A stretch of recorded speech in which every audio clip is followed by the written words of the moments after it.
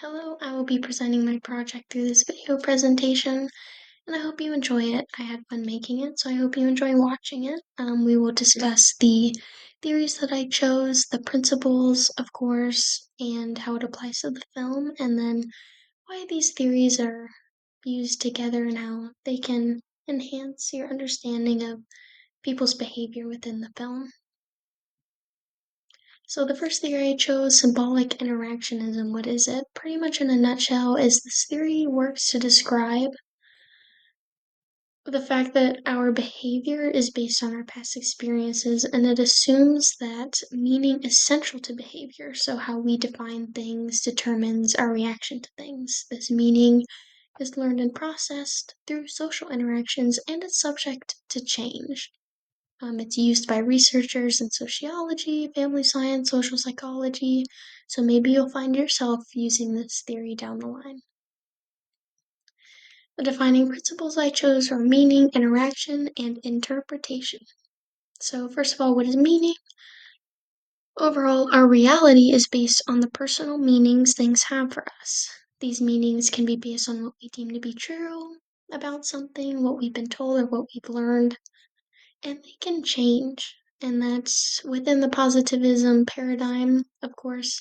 It doesn't happen in our behavior or socially, it doesn't exist. So that's, of course, applies to meaning. And these meanings you will see are formed from our interactions. So moving into interactions, they are pretty much just experiences with ourselves and others, social interactions, pretty much, and they help us understand how we create meanings. So these interactions will work to form our meanings. Once again, objects don't have meaning outside of themselves. If it doesn't happen, socially, behaviorally, doesn't exist. And interactionists, they examine the process we go through to create these meanings and labels. Then interpretation. So it occurs both during and after interactions. It's the process in which we view our reactions to people and how other people react to us, and pretty much can definitely impact how we form a meaning, is how we interpret these interactions that we're having.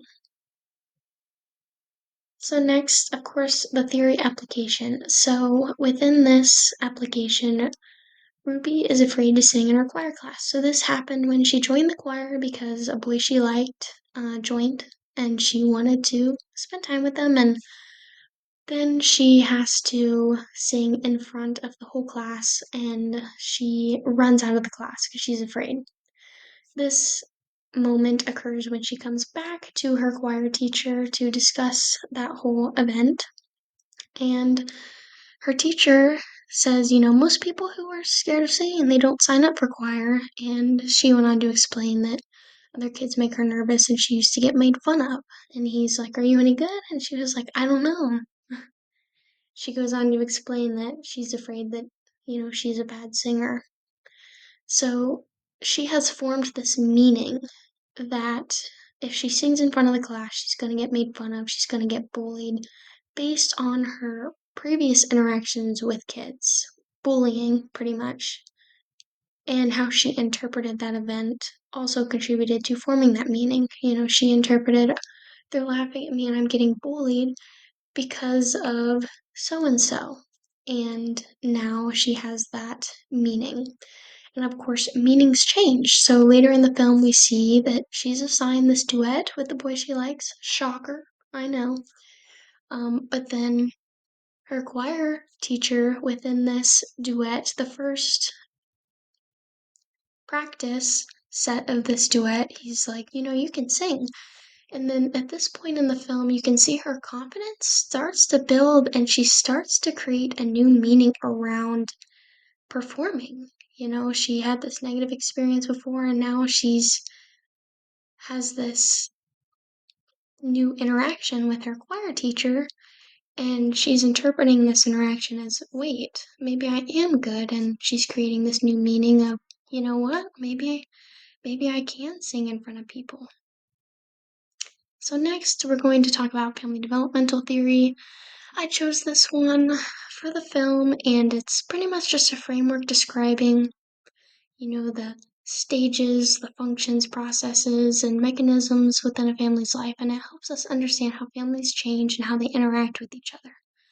And then it argues that families move through, these predictable stages. Of course, the principles I chose was stages, changes, and norms. So, what are stages? Stages are pretty much just these milestones that families go through, and they include 8 of them. And it argues, as I have stated, that these stages are predictable and that these concepts currently have been altered to fit today's families because, some people don't go through these stages next to next to next. It's some people have kids and then they get married. So then we move on to changes. So changes are just the transitionary periods between stages, pretty much.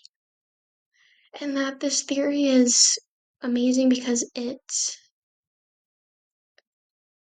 studies the family dynamic and that families are best studied by dividing up the structural changes in marriage and parenthood. So through this model there, it's pretty much a good way to delve into families. So next, norms and rules. So rules is just the responsibility of each family member, and then the norms are the expectations of these roles. So the theory application within here is that the family, well, first of all, Ruby's parents are discussing her new college opportunity. And so Ruby's mother is talking to her father, we can't let her go, and referring to her leaving. And he's like, it's just college. And her mother is explaining that, she's afraid that she will fail as a concerned mother, would be concerned for their child. And this is where the family is encountering this change within a new stage. So they're nearing this launching center stage because Ruby's about to leave, for college.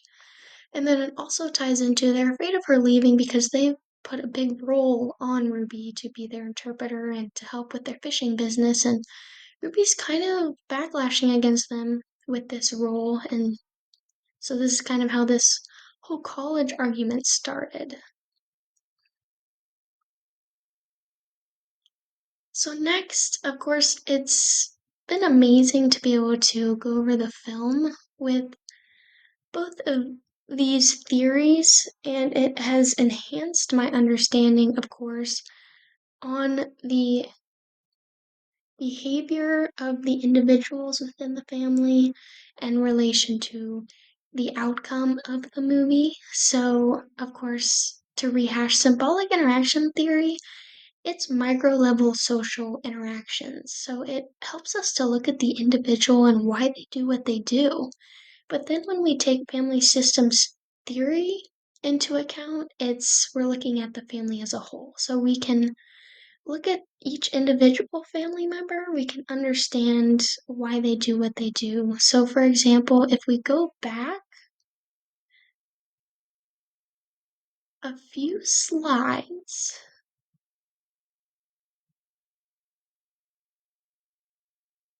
okay, here I found the slide.